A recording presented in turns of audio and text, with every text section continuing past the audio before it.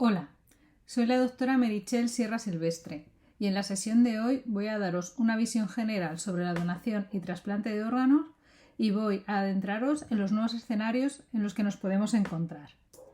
Este será el índice que seguiremos durante la sesión. Cuando pensamos en donación en España, pensamos que España es uno de los países líderes del mundo en el proceso de donación y trasplante. Entonces yo me pregunté si somos tan verdaderamente buenos como creemos y me fui a la página de la ONT. Ahí encontré este dossier de prensa del año 2024 en el que se describen los datos principales en cuanto a la actividad de donación y trasplante de órganos. A lo largo del año publicarán un dossier mucho más extenso en el que se recogerán todos los datos. Esta es una diapositiva general que nos da muchos datos en cuanto a las donaciones desde que se inició el programa en España. Podemos ver que hay 185 hospitales autorizados para la donación, pero solo 47 para trasplantes. Desde que se inició el programa, 54.830 personas han donado algún órgano fallecido y casi 7.000 personas han donado un órgano en vida. Con ello se han podido realizar 146.392 trasplantes de órganos. Y como veis, tenemos ahí los datos desglosados por tipo de órgano. Si nos centramos ya en el año pasado, podemos ver que se batió el récord de donaciones desde la historia. Como podéis ver, la tasa de donación se situó en el 52,6%, lo que supuso 2.562 donantes fallecidos. Si nos centramos en las comunidades autónomas y sus tasas de donación, tenemos que Madrid está por debajo de la media de España, con un 43,3%, y que Cantabria sería la comunidad autónoma líder en cuanto a donaciones en España. Si ya nos vamos a nuestro propio hospital, en el Hospital de la Princesa el año pasado también se obtuvo el mejor dato de la historia, con 22 donantes, de los cuales fueron 12 en muerte encefálica y 10 en donación asistolia controlada.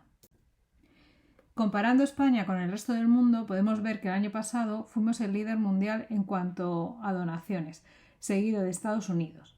Si nos fijamos en Europa, la tasa de donación está en 22,9 por millón de habitantes, que es menos de la mitad de la tasa de España. Si ya pensamos en los órganos, los más trasplantados serían el riñón, el hígado y el pulmón, que además el año pasado también lograron un récord histórico. Y también se trasplantaron, como sabéis, corazón, páncreas e intestino.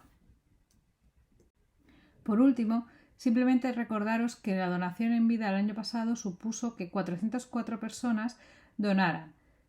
De ellas, 7 donaron una porción de hígado y 397 un riñón. En cuanto a la donación de tejidos, el 65% total del donante fallecido donó además tejido. De ello, lo más habitual fueron córneas, huesos y tendones. Y ya para tener un dato en cuanto a medias, supondría que el año pasado hubo 8 donantes y se le pudo trasplantar a 17 personas al día. En el gráfico de la derecha veis a la izquierda los órganos que se pueden donar y a la derecha un ejemplo de los tejidos que también se pueden donar. A modo de dato importante es que una persona puede llegar a salvar la vida de 8 personas con el trasplante de sus órganos y mejorar la calidad de vida de más de 100 con el implante de sus tejidos. Una vez que ya sabemos lo buenos que somos con los datos que tenemos del año pasado, nos tenemos que plantear cuál es el origen de ser tan buenos. Y parte de ello se basa en el modelo español de trasplantes que os intentaré explicar rápidamente a lo largo de las siguientes diapositivas. Lo fundamental del modelo español es su enfoque multidisciplinar. Lo más importante es el marco legal en el que está sustentado. La Ley de Trasplantes es del año 1979 y en ella se define la muerte, los requisitos para su diagnóstico, los principios y valores y condiciones para la extracción y donación de órganos. Está basada en principios de altruismo, solidaridad, confidencialidad, equidad y gratuidad. Además, tiene un sistema de exclusión voluntaria. Eso quiere decir que todos los habitantes del territorio español somos donantes de órganos por defecto, salvo que hayamos expresado nuestra negativa a lo largo de la vida. La ley permite, por tanto, la extracción de órganos sin autorización, pero estamos obligados a informar a la familia, con lo cual, en la práctica, es la familia la que decide, salvo que el paciente tenga voluntades previas en las que diga que quiere ser donante. Esta ley, como veis, tiene muchos años y lo que hace que sea todavía tan efectiva es que se actualiza de manera regular. Se hacen reales decretos en los que se van adaptando a los tiempos. Entonces tenemos reales decretos en los que se establecen los criterios de donación ampliados, la donación de donante vivo, la donación tras la aplicación de la prestación de ayuda para morir. Otro punto del enfoque multidisciplinar fundamental es el papel del coordinador de trasplantes. El coordinador de trasplante tiene un papel indispensable, ya que hace su acción a través de varios mecanismos. Por un lado, está encargado de la detección proactiva de posibles donantes, de evaluar la idoneidad médica, la autorización familiar, de mantener al donante mientras que se produce el proceso de extracción, de coordinar las donaciones para intentar reducir los tiempos de espera, entre otros. Otro de los puntos es la estructura de coordinación a 3 niveles. Tenemos un punto central de coordinación nacional a través de la Organización Nacional de Trasplantes. A través de las autonomías tenemos las coordinaciones autonómicas de trasplante. Y por último tenemos los hospitales, que pueden ser generadores si solamente participan en la extracción de órganos, y también trasplantadores, si además de extracción hacen implante. Por otro lado, el sistema español de trasplante es un sistema de retribución. Esto quiere decir que esta actividad se paga. Se paga porque hay que compensar el trabajo realizado y además cubrir los recursos que se han necesitado para todo este proceso. Y por último, y no por ello menos importante, es la relación que tienen con los medios. Esto hace que el pueblo tenga una visión positiva en cuanto a la donación de órganos, porque la Organización Nacional de Trasplante tiene muy buena comunicación con los medios de comunicación y lo que intentan es transmitir la importancia de la donación con historias positivas y también informar sobre los avances científicos. Además, hay un teléfono 24 horas al que se puede llamar en el caso de que tengamos dudas sobre el proceso de donación y ellos nos la aclararán. Ya que sabemos cómo funciona el modelo español de trasplante, nos tenemos que preguntar cómo nos ve el resto del mundo, porque ya, según los datos, sabemos que somos buenos, pero bueno, ¿el resto del mundo sabe que somos tan buenos como nosotros sabemos? Bueno, aquí os traigo simplemente 3 datos del resto del mundo que hacen referencia al modelo español de trasplante. Por un lado, a la izquierda y arriba, veis, es un artículo que se publicó en la revista Transplant en el año 23, en el que analizan el sistema español de trasplantes y ponen en valor 10 puntos que para ellos son fundamentales, y además dicen que el resto del mundo debería fijarse en el sistema español y adoptar alguno de estos puntos para mejorar sus resultados en cuanto a donación y trasplante. A la derecha veis una editorial de octubre del 24 de la revista The Lancet. En ella lo mismo, hace hincapié en la importancia del modelo español de trasplantes y en los buenos resultados que obtenemos. Y abajo, a la izquierda, lo que tenemos es un documento consenso de la Unión Europea y del Consejo de Europa en el que recomiendan expresamente la adopción total o parcial del modelo español de trasplantes, y además describen los elementos más importantes que otros países pueden tomar para implementar en los suyos. Una vez que ya tenemos toda esta idea general, voy a intentar explicaros un poco el proceso de donación. En cuanto a la donación de órganos, lo primero es la detección y selección de los potenciales donantes. Para ello serían pacientes que tienen un daño neurológico, con un Glasgow menor de 8, que no tienen contraindicaciones, que tienen unos órganos que sirven, y entonces tendríamos que realizar una investigación en su historia clínica, en analíticas y en pruebas de imagen para saber si verdaderamente es un posible donante. Una vez que sabemos que es un candidato apto, el coordinador de trasplante se reuniría con la familia y realizaría la entrevista familiar. Durante esa entrevista lo que se intenta es saber si ese donante o ese posible donante ha expresado su voluntad de donar o en cambio su negativa. Y si está de acuerdo la familia con el proceso de donación, pues firmarían el consentimiento para la donación. Y también es importante averiguar si ese posible donante tiene algún documento de voluntades anticipadas. Una vez que tenemos la autorización por parte de la familia y ya sabemos qué órganos serían posibles para trasplantar, se informa a la Oficina de Coordinación e Intercambio de Órganos de los órganos que tenemos, y esta es la que se encarga de asignarlo a los distintos receptores según los criterios clínicos y geográficos que veremos a continuación. Durante todo este proceso hay que mantener al donante en las mejores condiciones y además hay que realizar una serie de pruebas complementarias de estudio de compatibilidades y también tratar de manera intensiva las posibles complicaciones. Una vez que ya tenemos todo organizado, se produciría la extracción de órganos y los equipos extractores son los que se trasladan al hospital donde está el donante. Y una vez que tenemos los órganos, estos se enviarían al hospital receptor. Como veis abajo, dependiendo de la distancia en la que se encuentra ese hospital receptor, los órganos viajarán por tierra, si están a menos de 300 kilómetros, o bien a través de avión por compañía privada, si son hígados, pulmón, corazón y páncreas, aquí viajarían con el equipo extractor. En cambio, los riñones viajan sin equipo extractor, bien en vuelo regular o con el AVE. Esto es el proceso de donación en cuanto a tejidos. Como veis, en la parte de arriba es idéntico al de órganos. La única diferencia es que tienen que pasar los tejidos por el banco de tejidos. Allí realizan una cuarentena, después se procesa, vuelven a estar en cuarentena y una vez ya que están preparados para poder ser implantados, se produciría la distribución y el transporte. Como veis, abajo a la izquierda es un recordatorio de los órganos que podemos donar en vida, que serían la placenta del cordón umbilical, la cabeza femoral, las válvulas cardíacas, progenitores hematopoyéticos, ovocitos y esperma, y piel solamente para autoinjertos. Y los tejidos que podemos donar en cadáver, pues ya conocéis que son múltiples. Además, al lado de la derecha vemos las distintas aplicaciones que pueden tener estos tejidos, que como veis también son numerosísimas. ¿Cómo se organiza la lista de espera y qué criterios se siguen para la distribución de los distintos órganos? Por lo primero, la lista de espera se organiza por la urgencia. La urgencia determina la situación clínica del paciente que va a ser receptor de ese órgano. El paciente que está en urgencia 0 tiene una prioridad nacional. Eso quiere decir que el primer órgano compatible en cualquier hospital español iría para ese paciente y se utiliza para hígado, corazón y pulmón. Tendríamos después la urgencia 1. Eso es una prioridad de zona. Eso quiere decir que el primer órgano compatible de la zona iría para ese paciente. Se utiliza para hígado y corazón y tiene que haber un acuerdo entre equipos. Eso quiere decir que todos los equipos de la zona tienen que estar de acuerdo con que ese órgano vaya para ese paciente.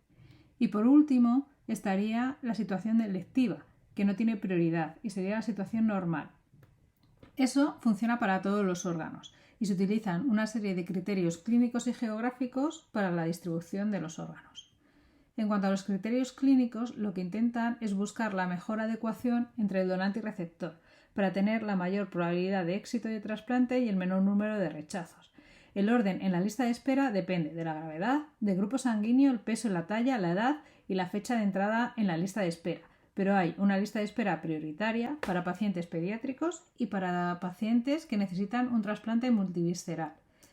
Y por último, los criterios geográficos dependen básicamente de la proximidad, para utilizar los menos recursos necesarios y sobre todo para disminuir el tiempo de isquemia fría, que es un tiempo muy importante que lo voy a explicar más adelante, pero que depende también de la viabilidad del órgano extraído.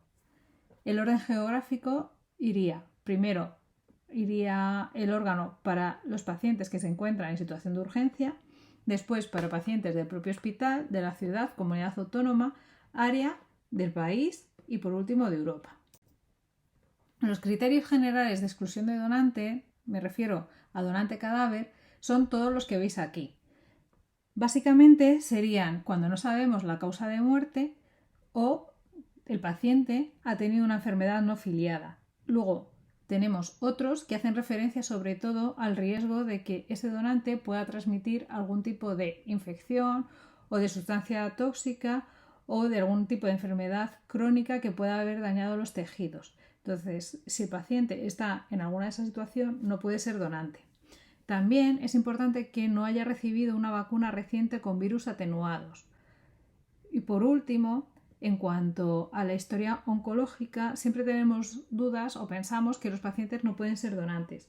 Y en principio eso es así, salvo que el tumor que hayan tenido haya sido un carcinoma vasocelular primario, un cáncer in situ de cérvix y algunos tumores primarios del sistema nervioso central que no producen metástasis.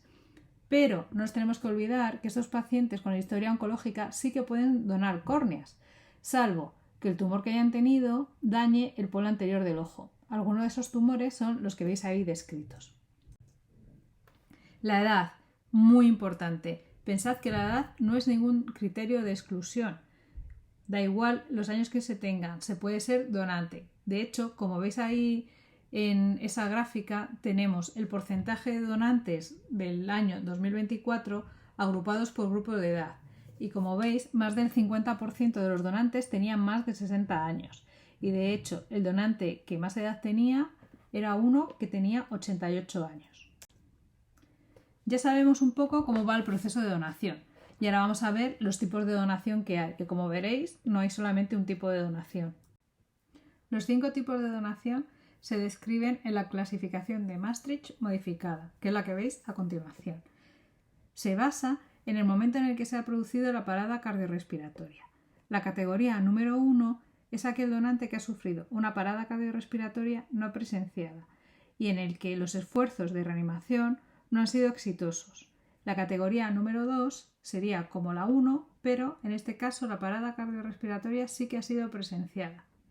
Por otro lado, tenemos la categoría número 3. En estos pacientes es en los que se realiza una adecuación del esfuerzo terapéutico y tendríamos una donación en asistolia controlada. Esto quiere decir que el corazón se va a parar como consecuencia de la adecuación del esfuerzo terapéutico. La categoría número 4 serían pacientes que están en muerte encefálica. Eso quiere decir, serían ya pacientes cadáver, pero el corazón sigue latiendo. Y por último tenemos la tipo 5, que sería la donación que se produce tras la eutanasia. Aquí el corazón se parará como consecuencia de la medicación que vamos a administrar a ese paciente en relación a la eutanasia. Lo importante es que tanto la categoría 1, 2 y 4, el paciente cuando llega a quirófano es un paciente donante cadáver. Ese paciente ya ha fallecido. En la categoría 1 y 2 ha fallecido por causas cardíacas y en la categoría número 4 habrá fallecido por muerte encefálica. Sin embargo, el paciente de la categoría 3 y 5 todavía es un paciente que llega con vida a quirófano y que el momento en el que el corazón se parará se puede determinar ya que va a ser consecuencia de una adecuación del esfuerzo terapéutico o de una prestación de ayuda para morir.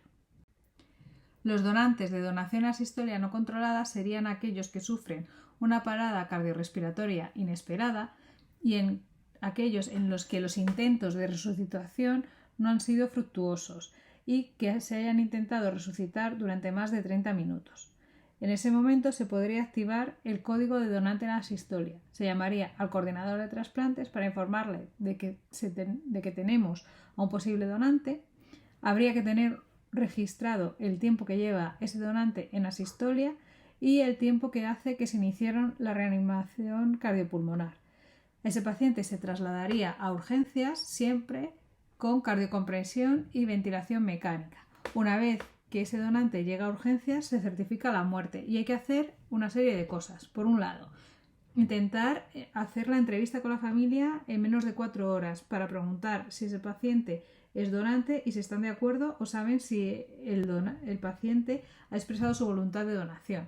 Por otro lado, hay que ponerse en comunicación con el juzgado para pedir permiso para iniciar maniobras de preservación y después una solicitud para poder extraer los órganos. Y además a ese donante hay que llevarlo a quirófano para iniciar las maniobras de preservación. En el momento en el que se inician esas maniobras no tiene que haber pasado más de 120 minutos desde la parada y la duración máxima de esas maniobras sería de 4 horas. Estas maniobras tienen que ver con la administración de heparina sódica no fraccionada, con la colocación del ECMO o incluso con la colocación de un balón intraórtico de oclusión que veremos más adelante. En donación en asistolia no controlada, los criterios generales de inclusión serían los siguientes. Lo primero y fundamental, conocer la causa de la muerte, o al menos sospecharla. No podríamos incluir aquí a pacientes que hayan sufrido agresiones que precisen una investigación judicial. Después, que el inicio de la reanimación cardiopulmonar avanzada haya sido antes de que hayan pasado 15 minutos tras la parada. Y en el caso de que se done pulmón, que haya sido antes de que hayan pasado 10 minutos. La edad estaría entre 7 y 55 años, pero en el caso del pulmón entre 15 y 50. Que no haya lesiones torácicas o abdominales que puedan causar un sangrado masivo. Después, que el aspecto externo sea normal, que no tengamos sospecha por el aspecto externo de que pueda tener algún tipo de enfermedad o algo que se pueda contagiar al receptor. Y por último, que el tiempo de asistencia sea menor de 90 minutos. Esto quiere decir desde que se produce la parada hasta que llegue a urgencias. En cuanto a la donación en muerte encefálica, que sería la tipo 4 de la clasificación de Maastricht, lo primero hay que definir qué es la muerte encefálica, que sería un estado de cese irreversible de las funciones encefálicas, que se manifestaría como un coma reactivo de una etiología estructural conocida e irreversible. Necesitamos tener evidencia clínica o por neuroimagen de una lesión en el sistema nervioso central que sea compatible con la muerte encefálica. Muy importante y fundamental, la muerte encefálica es sinónimo de muerte del individuo. Esto quiere decir que si diagnosticamos una muerte encefálica estamos obligados a desconectar inmediatamente a ese paciente, salvo que nos planteemos la opción de que ese paciente pueda ser un potencial donante de órganos. Los mecanismos por los que se produce la muerte encefálica son dos. Por un lado, puede ser por una parada cardiorrespiratoria que produzca una encefalopatía anóxica, o por otro lado puede ser una lesión primaria en el encéfalo que aumente la presión intracraneal por encima de la presión arterial sistólica, que produzca un cese de flujo sanguíneo cerebral con una necrosis y pérdida irreversible de la función cerebral, que acabaría evolucionando a un cese del latido cardíaco y de la respiración. El 75% de los pacientes que ingresan con este tipo de lesiones desarrollan muerte encefálica en las primeras 72 horas. Y necesitamos, para poder diagnosticarla, un periodo de observación desde que se produce la lesión hasta que la diagnosticamos, que sería de 6 horas en el caso de lesión destructiva del sistema nervioso central o de 24 horas en caso de encefalopatía anóxica. Estos tiempos pueden aumentar si el paciente tiene fármacos o sustancias depresoras del sistema nervioso central, y también aumenta en el caso de que sean niños. Muy importante, para realizar la exploración neurológica la tenemos que hacer en las mejores condiciones de estabilidad hemodinámica, oxigenación y ventilación, a una temperatura mayor de 32 grados centígrados en adultos y de 35 en niños, y además no tiene que haber alteraciones metabólicas, endocrinas, fármacos o sustancias que depriman el sistema nervioso central, y tampoco tenemos que haber administrado relajantes neuromusculares. ¿Cómo se diagnostica la muerte encefálica? Pues lo importante es que hay que realizar un diagnóstico clínico y sistemático. Lo primero sería demostrar que el paciente tiene un coma reactivo. Esto sería una ausencia de respuesta motora vegetativa al estímulo doloroso de los pares craneales. No tiene que tener el paciente ni posturas de corticación ni de decelebración. Después, si hemos diagnosticado el coma, pasaremos a diagnosticar la ausencia de reflejos del tronco encéfalo y empezaríamos por los pares craneales primeros hasta los últimos. Si no tenemos ninguno de estos reflejos, tenemos que comprobar si tampoco hay respuesta al test de atropina, que consiste en la administración de 0,04 miligramos por kilo de atropina IV, y para considerar que hay ausencia no tiene que haber un aumento mayor del 10% de la frecuencia cardíaca basal. Y por último, pasaríamos a realizar el test de apnea, que consistiría en comprobar que no hay ni movimientos respiratorios torácicos y abdominales cuando la presión arterial de CO2 está por encima de 60 milímetros de mercurio. Si podemos diagnosticar todo esto, podemos decir que ese paciente tiene una muerte encefálica. Además, nos podemos apoyar en pruebas complementarias como el electroencefalograma, el BIS, los potenciales evocados, el Doppler transcraneal, arteriografías cerebrales, pero estas pruebas no son obligatorias, salvo en determinadas situaciones o si queremos acelerar el proceso para poder extraer los órganos con menos tiempo de observación. En la donación asistolia controlada tipo 3 de Maastricht podemos tener dos tipos de donantes. Aquellos que tienen una patología neurológica grave y con un pronóstico funcional catastrófico, pero que la evolución a muerte encefálica no es previsible. Y por otro lado podemos tener a pacientes de patologías neurológicas severas, respiratorias y o cardiológicas con una evolución y pronóstico desfavorable. en los que hemos empleado las medidas terapéuticas necesarias, pero estas son ineficaces y decidimos su retirada. Es decir, aquellos pacientes en los que vamos a hacer una adecuación de las terapias de soporte vital. Para diagnosticar la muerte utilizaríamos en este caso criterios circulatorios y respiratorios, que consistirían en la constatación de manera inequívoca del cese irreversible de la circulación y de ausencia de respiración espontánea, ambas durante un periodo mayor a 5 minutos. Para poder ver que hay ausencia de circulación, podemos utilizar el electrocardiograma, si vemos que haya sistolia, que haya ausencia de flujo sanguíneo en la presión arterial invasiva o ausencia de flujo aórtico en el ET.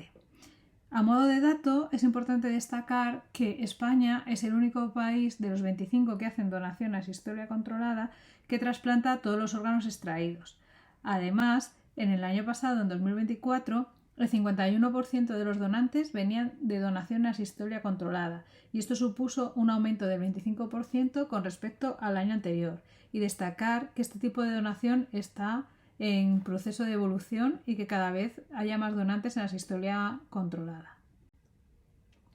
Cuando ya sabemos los tipos de donación, nos planteamos qué papel tenemos nosotros como anestesistas durante todo este proceso. Bien, los anestesistas tenemos un papel fundamental en cuanto a los cuidados intensivos orientados a la donación. Estos cuidados serían básicamente los que hacemos en el día a día de las unidades de reanimación de pacientes críticos. Serían medidas de soporte que aseguran una adecuada preservación de los órganos que se van a querer trasplantar.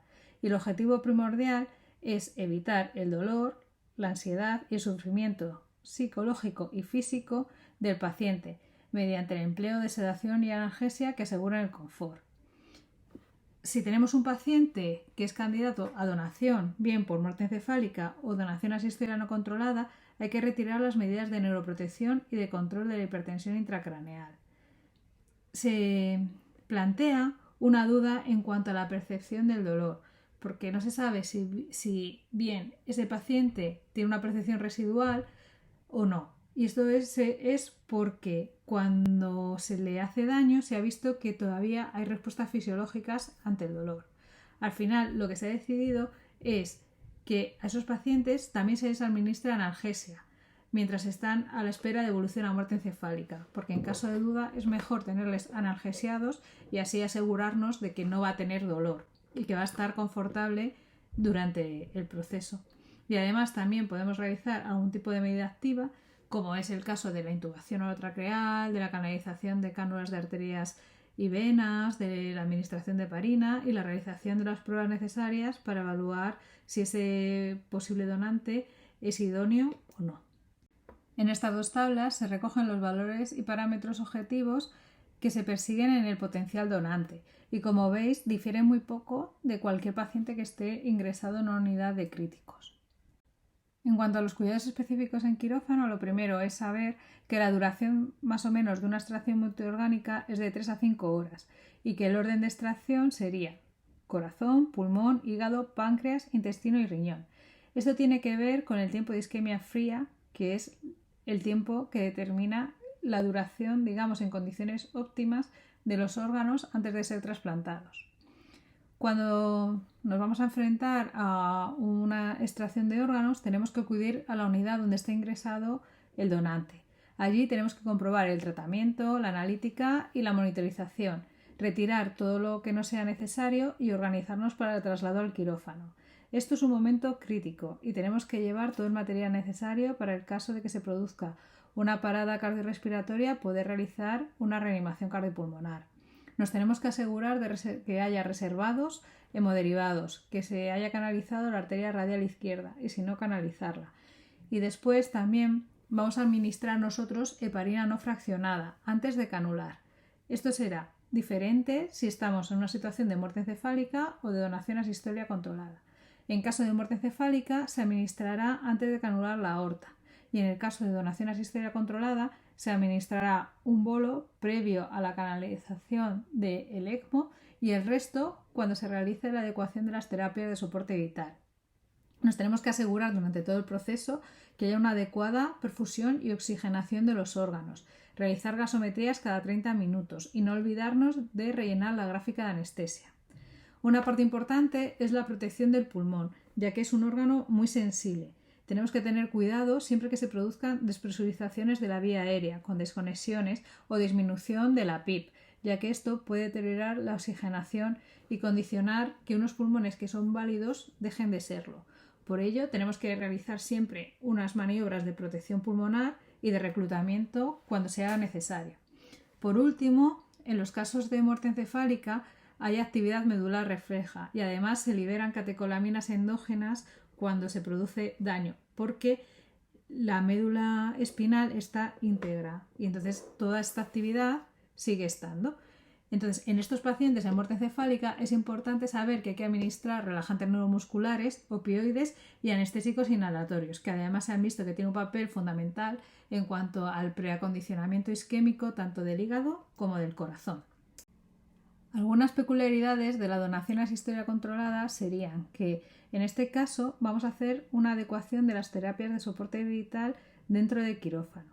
Esto supone una sedación terminal que pretende el alivio del sufrimiento físico y psíquico del paciente mediante una disminución suficientemente profunda del nivel de conciencia. La ley, por tanto, permite que no haya límite de dosis, porque lo que necesitamos es asegurarnos que haya una disminución profunda del nivel de conciencia. Pero no podemos administrar en este caso ni relajantes neuromusculares ni potasio, ya que estos dos fármacos no tienen efecto sedante ni analgésico.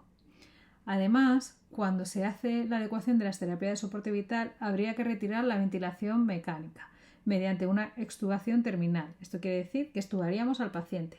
Pero si el paciente va a hacer una donación pulmonar, no hace falta extubarle como se hacía antiguamente, ya que se ha visto que la extubación es en cierto sentido una práctica de riesgo porque luego nos aseguramos que vayamos a volver a ser capaces de reintubar a ese paciente y a lo mejor unos pulmones que eran válidos se pierden porque no podemos volver a reintubar. Entonces, lo que se hace ahora es desconectar del respirador sin tener que extubarlo.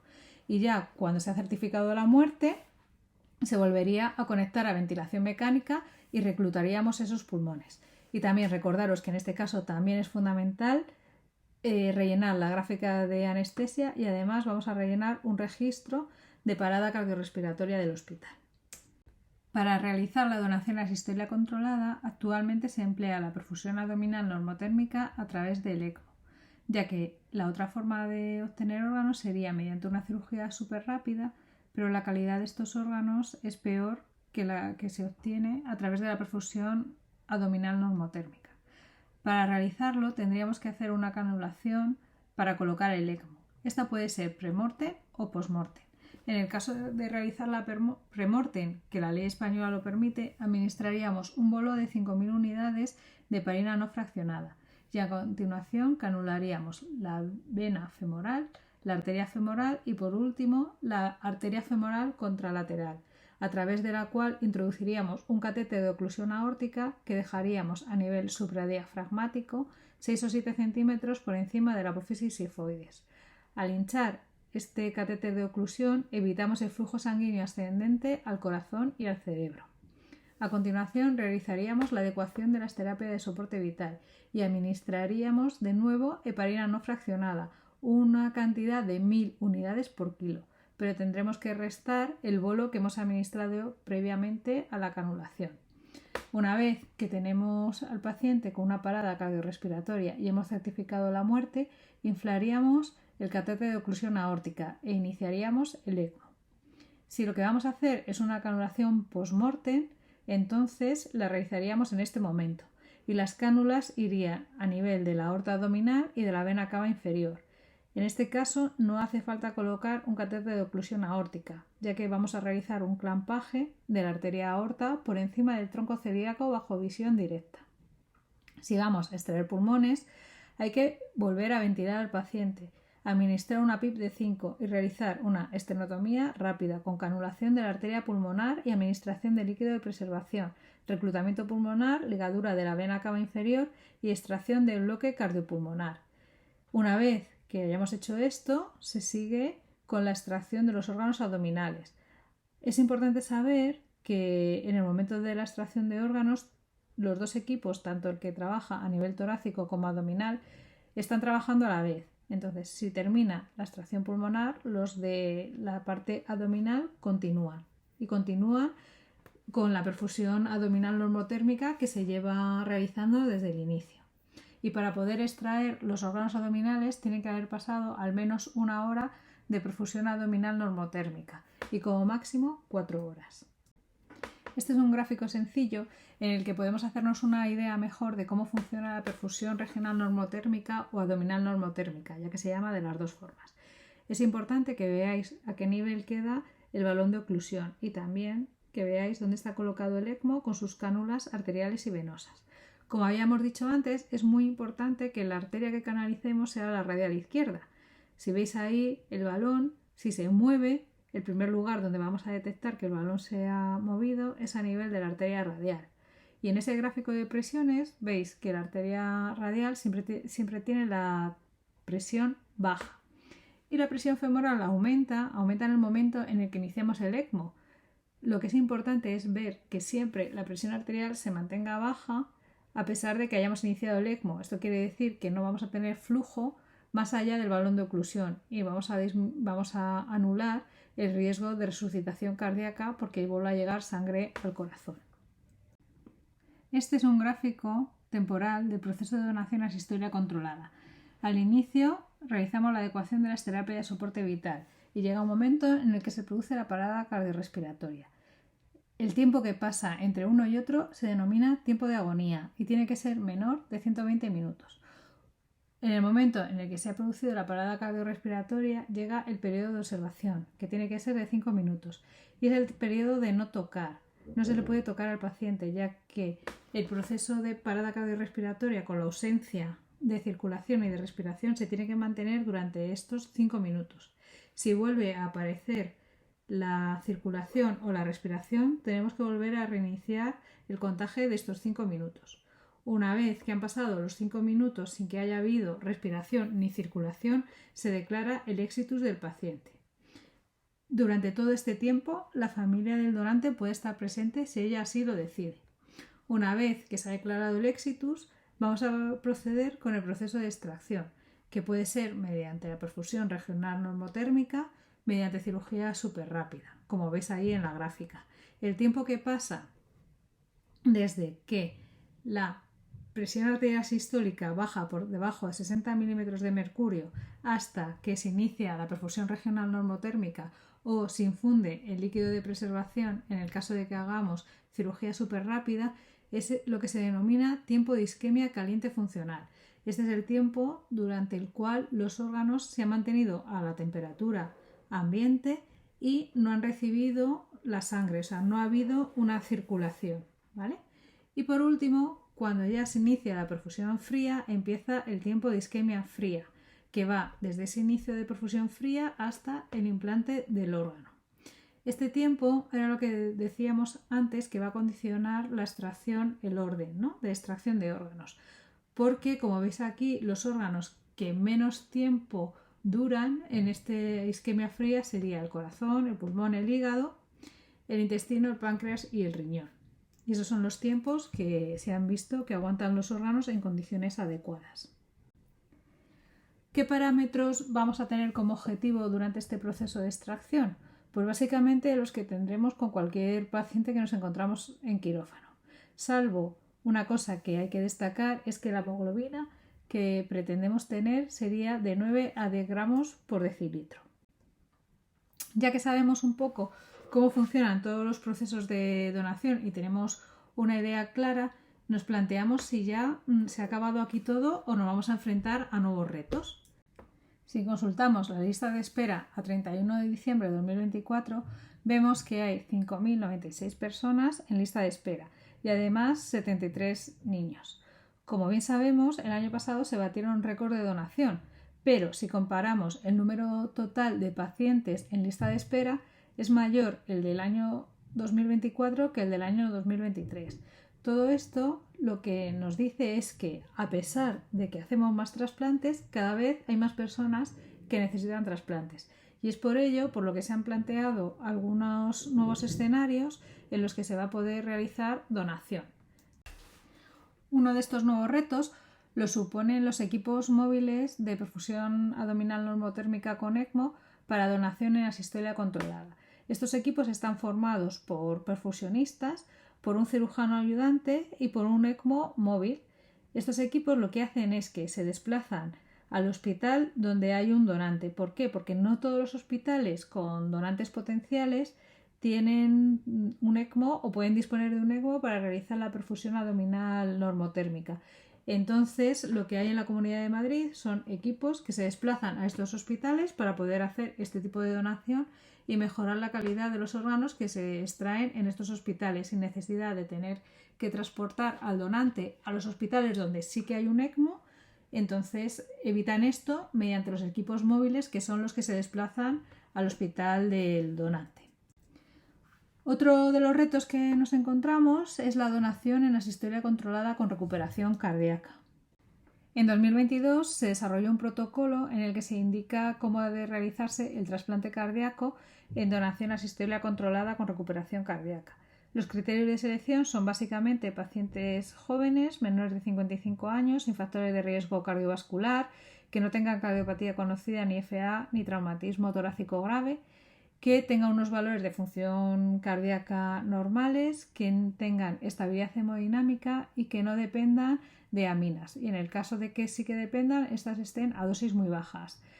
Además, y lo que es más importante de todo esto, es que el tiempo de isquemia caliente funcional, eso quiere decir desde que se inicia la bajada de la presión arterial sistólica por debajo de 60 milímetros de mercurio hasta que se inicia la perfusión, en este caso tóraco-abdominal normotérmica, sea menor de 30 minutos. Y además, la familia tiene que firmar un consentimiento específico para este tipo de donación. En cuanto a las particularidades del quirófano, serían las siguientes. Lo fundamental es colocar el pulsiosímetro en los miembros inferiores, ya que, como veremos más adelante, los miembros superiores no van a tener flujo. Además, como es un tipo de cirugía cardíaca, tenemos que colocar las palas externas adhesivas del desfibrilador. Cuando ya esté todo preparado, vamos a hacer una adecuación de las terapias de soporte vital. Y en ese momento, además, administraremos el bolo de heparina sódica de 300 a 800 unidades por kilo. En este caso, el mantenimiento del requisito de muerte va a ser por criterios neurológicos, ya que el corazón va a volver a latir. Entonces, tenemos que tener una neuromonitorización continua. Normalmente se realiza a través de Doppler transcraneal. Lo que haremos cuando ya tengamos diagnosticado el fallecimiento será una esternotomía, después una sección de los troncos supraórticos y en ese momento se iniciaría la perfusión tóraco-abdominal a través del ECMO y volvería a conectarse la ventilación. En ese momento es como si estuviéramos en una bomba de cirugía cardíaca y todos los esfuerzos que tengamos que hacer serán los necesarios para volver a recuperar el latido cardíaco. Y una vez que lo hayamos recuperado, desconectaríamos de manera progresiva el ECMO del paciente.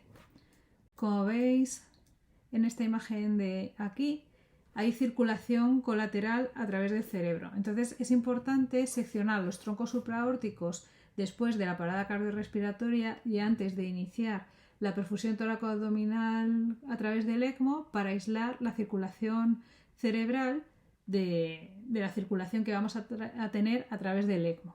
Y como os decía, hay circuitos colaterales a través de las arterias interóseas, mamarias y epigástricas inferiores que drenan por las arterias vertebrales al polígono de Willis. ¿Qué quiere decir todo esto? Pues que podemos tener flujo a nivel cerebral y por eso es importante que tengamos la neuromonitorización continua para ver que verdaderamente no hay un flujo claro a nivel cerebral a través de colaterales. Aquí tenemos de nuevo otro gráfico temporal para intentar fijar ideas. Como veis, lo primero, la adecuación de las terapias de soporte vital. Se adecua, se produce la parada, se diagnostica el exitus. Entonces, lo que habíamos dicho, esternotomía y la sección de los troncos supraórticos.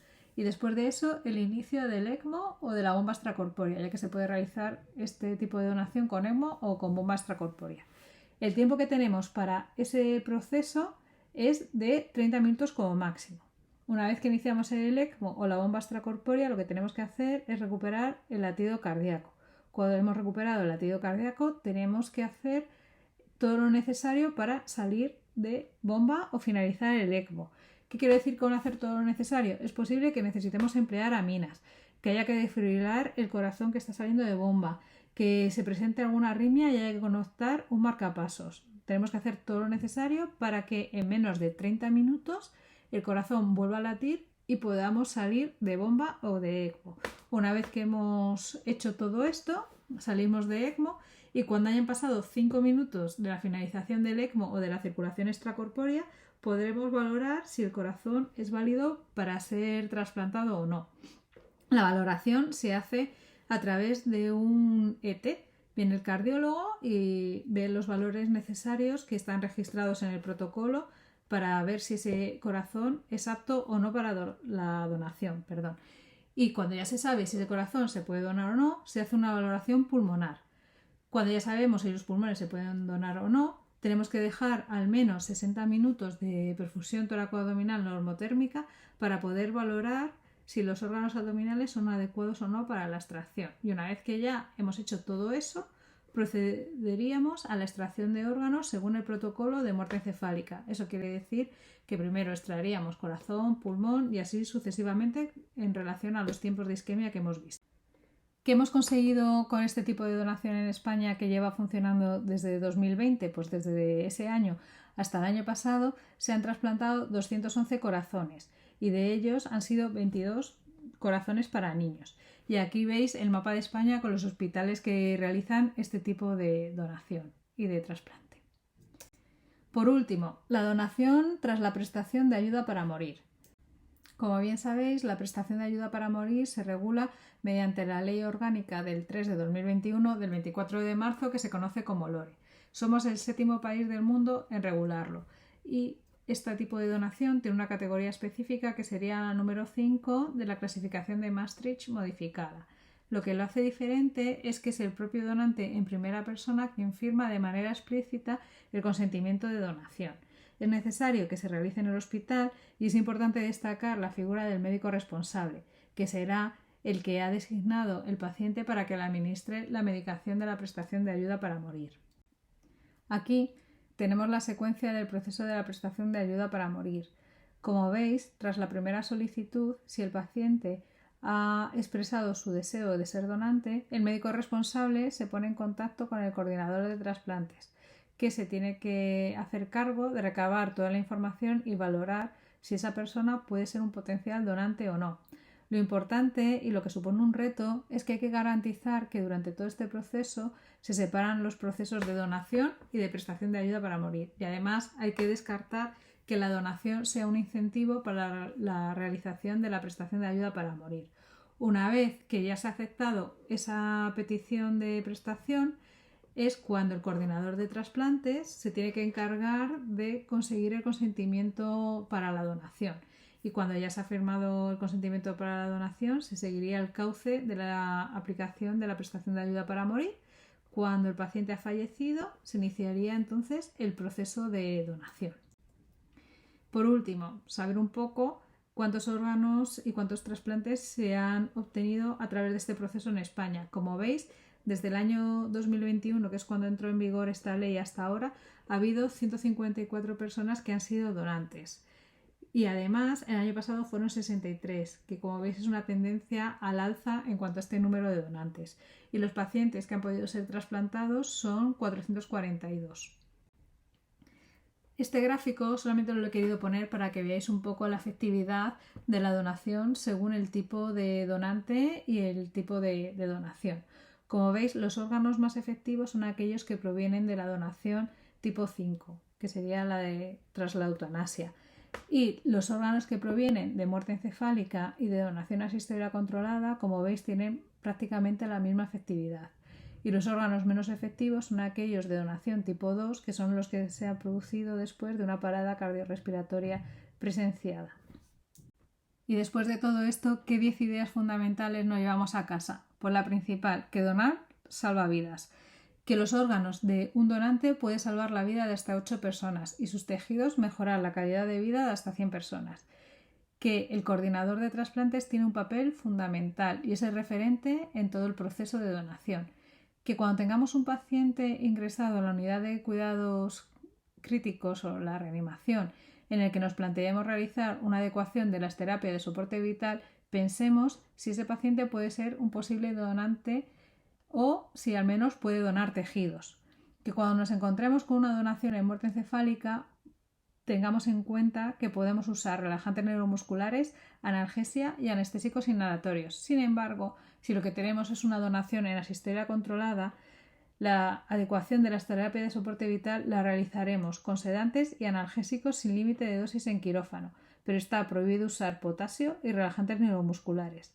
Que el diagnóstico de muerte en este caso lo realizaremos cuando veamos asistolia o actividad eléctrica sin pulso y que se tiene que mantener durante mínimo 5 minutos en los cuales no se puede tocar al donante. La heparina.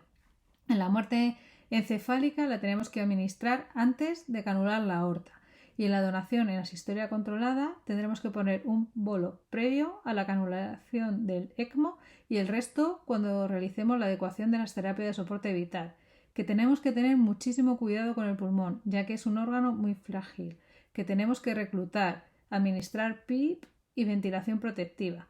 Y tenemos que estar preparados para todo, para la presencia de la familia, para que se produzca sangrado, inestabilidad y complicaciones.